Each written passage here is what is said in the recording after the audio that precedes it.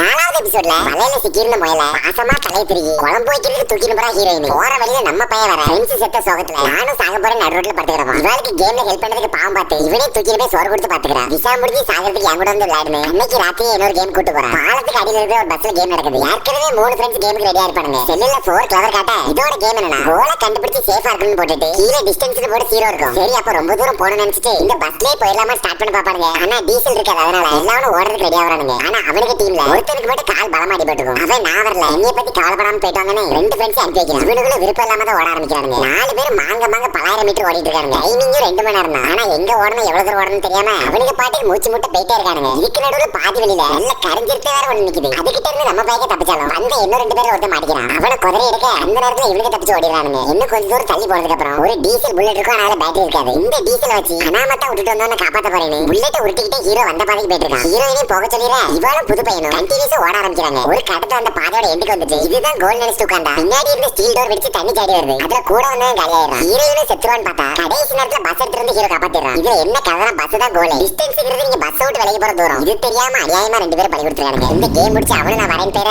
Hero heroine ஒண்ணா சைக்கிள்ல இந்த கேம் கண்டுபிடிச்ச அந்த பைத்தியக்காரனை தேடி போயிட்டு இருக்காங்க.